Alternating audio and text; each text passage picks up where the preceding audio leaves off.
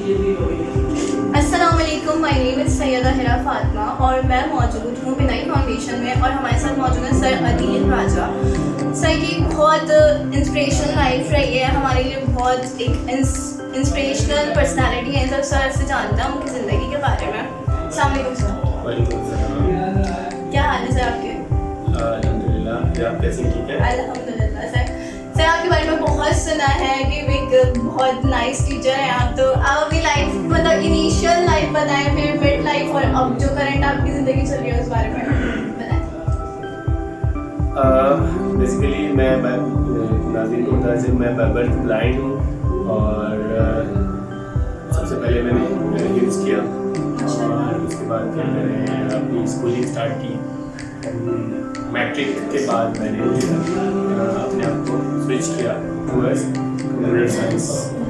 Computer science में मैंने first diploma किया फ्रॉम एपटेक, जो कि सॉफ्टवेयर इंजीनियरिंग डिप्लोमा था, एंड देन मैंने PGD post graduate diploma in computer information sciences किया, and then MCS master in computer science किया। और मैं पाकिस्तान के चंद लोगों में से हूँ जिन्होंने as a visually impaired computer science में मास्टर किया है, कंप्यूटर साइंस की फील्ड को परस्यू किया।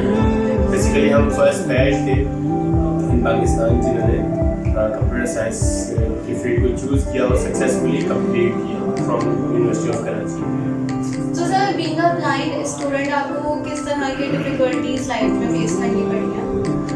देखो मेरा डेफिनेटली हमारा, क्योंकि मैंने जैसे आपको बताया कि फर्स्ट टाइम था, तो फर्स्ट टाइम में क्या होता है कि जो आपकी माइंड सेट है हमारे यहाँ वो ऐसा है कि लाइक आपका एज अ विजुअली इम्पेयर्ड आप कंप्यूटर साइंस नहीं पढ़ सकते। एक ट्रेंड सेट हुआ है कि सिर्फ और सिर्फ आर्ट्स को पढ़ सकते हैं या थ्योरेटिकल सब्जेक्ट्स को पढ़ सकते हैं कंप्यूटर में, क्योंकि प्रैक्टिकल बेस्ड चीज़ें होती हैं। तो एक माइंड सेट के साथ जाहिर है कि हमें सबसे पहले वो उस बैरियर को तोड़ना था, उस माइंड सेट को चेंज करना था। तो ऑब्वियसली उसमें टीचर्स की तरफ से एक बड़ा एटीट्यूड इशू आया कि लोगों ने कहा कि आप कैसे करोगे, आप कैसे कर सकते हो। लोग हैरान भी बहुत होते थे कि यार ये कैसे आ गए। इवन कुछ लोगों ने हमें यहाँ तक भी कह दिया कि जी आपको तो यहाँ पे एडमिशन किसने दे दिया and all the thing. But उन सब चीज़ों के बावजूद अल्हम्दुलिल्लाह उन सबको फेस करते हुए बहुत प्रॉब्लम्स ही आई बीच में। कभी ऐसा भी लगा कि शायद अब शायद कंटिन्यू करना मुमकिन ना रहे, बट अल्हम्दुलिल्लाह हमने चैलेंजेस को फेस करते हुए सक्सेसफुली। तो सर मतलब लाइफ में ये बताएं कि मतलब what is the most regrettable moment that you wish you have been blind? कहीं आपको ऐसा लगा कि यार ये मोमेंट है ज़िंदगी का, काश साइट होती मेरी तो मैं शायद कुछ और बेटर कर सकता है कुछ?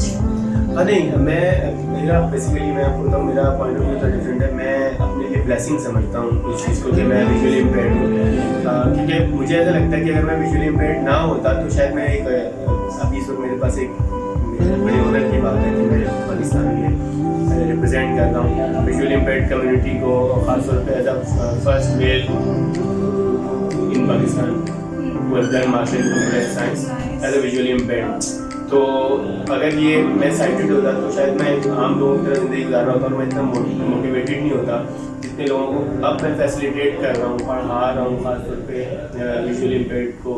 और अल्हम्दुलिल्लाह इस वक्त मैं मोर देन 300 स्टूडेंट्स को पढ़ा चुका हूँ, पास आउट कर चुके हैं जो मेरे पास से, और मोर देन 50 उसमें से ऐसे स्टूडेंट्स हैं जिनको मैं जानता हूँ, लेकिन उससे ज़्यादा जिनको मैं जानता हूँ वो लोग इस वक्त जस्ट हमारे पास कोर्स करने के बाद वो हायर हुए डिफरेंट ऑर्गेनाइजेशंस में, डिफरेंट कंपनीज में हायर हुए और माशाल्लाह अपनी फैमिली तो सर ये खुशी अलग होती है, वो प्लेजर के वो अर्निंग पर्सन बने हैं और माशाल्लाह सक्सेसफुली अपनी लाइफ को उन्होंने इनेबल किया सोसाइटी में।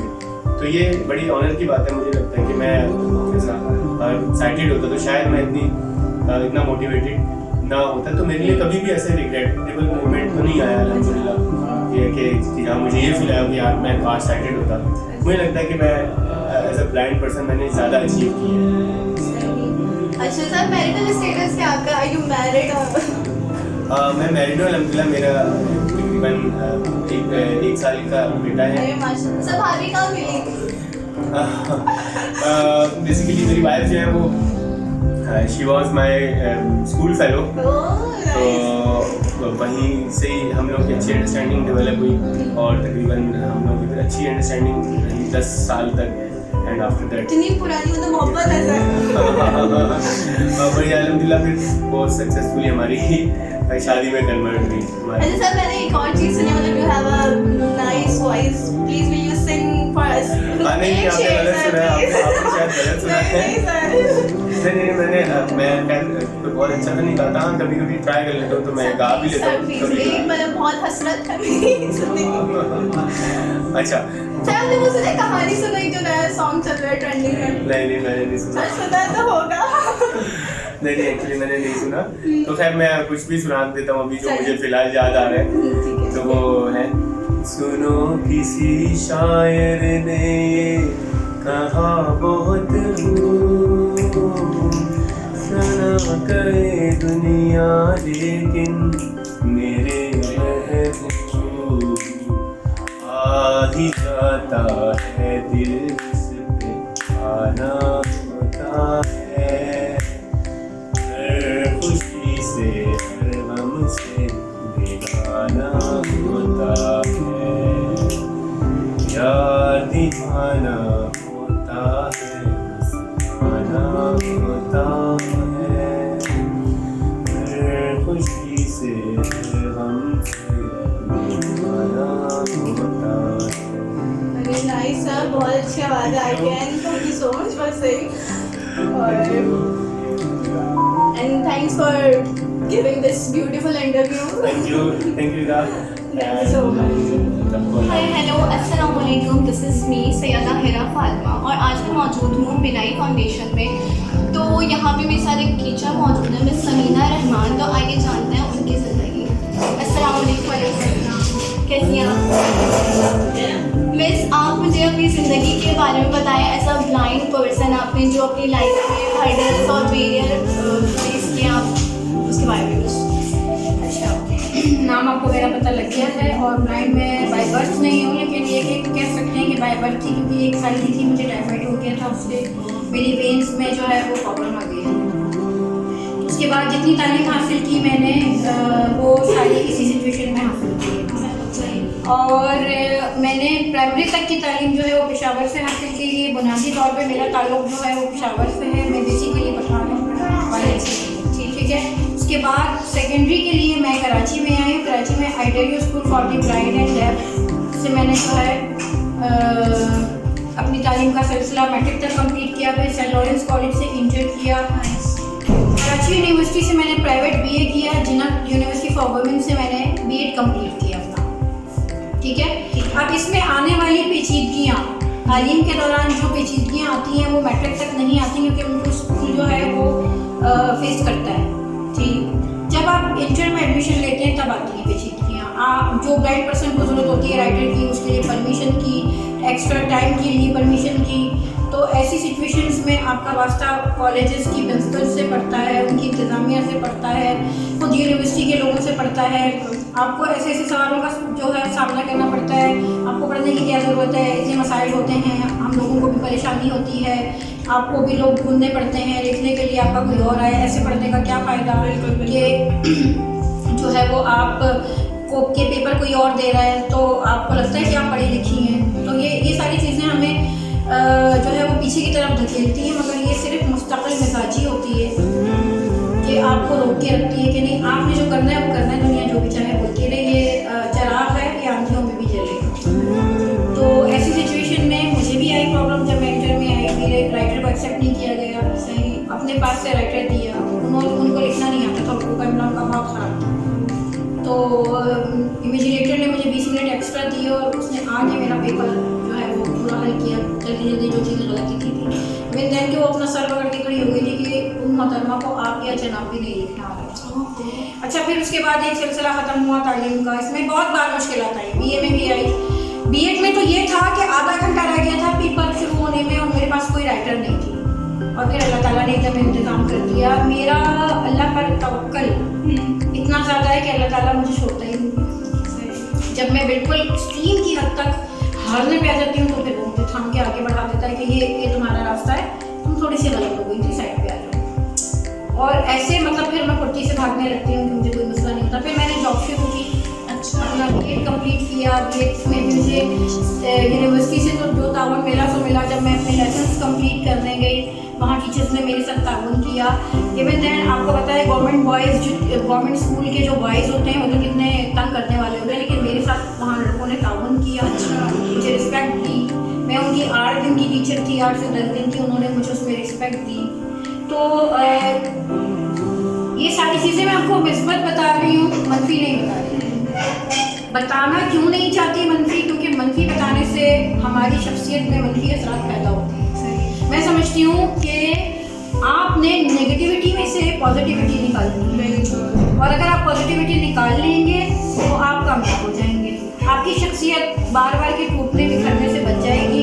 डैमेज, जितनी शख्सियत डैमेज होगी आप उतनी ज़्यादा मुश्किलात का शिकार होंगे। नफ्सियाती जो है वो सूरत हाल आपकी जो बन जाएगी और लोग आपसे दूर भागने लगेंगे। तो इसलिए आप बिनाई में एज अ कुकिंग टीचर और एज अ ब्रेल कुरान आप टीच कर रही हैं, तो नेशनल फाउंडेशन में मैंने सिलसिला शुरू किया था अपनी जॉब का।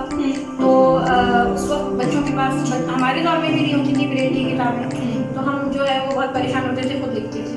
तो नेशनल बुक फाउंडेशन में जब मैंने सिलसिला शुरू किया तो सलमान इलाही खुद जो है वो ज़ेर तालीम थे, और उन्होंने नेशनल फाउंडेशन में आके किताबों की डिमांड की, तो नहीं जो उन्हें मिल रही थी तो उन्हें हैंड आउट्स वगैरह ये सब चीज़ें मैंने ब्रेल करके दी। वहाँ से मेरा और इनका एक लिंक बन गया था, और अल्हम्दुलिल्लाह आज तक अल्लाह ताला इनको दोनों जहान में इज़्ज़त दे, कि मेरी बहुत इज़्ज़त करते हैं। तो जब यहाँ पे कुकिंग वगैरह का सिलसिला शुरू हुआ और ब्रेल कुरान पढ़ाने के लिए जो है उनको हुआ कि लेना है, तो फिर इनके जहन में नाम आया कि समीरा ही है तो करिए।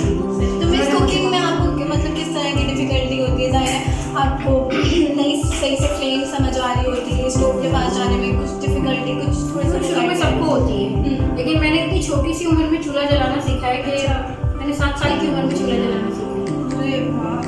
7 साल की उम्र में मैं चाय बना लेती थी।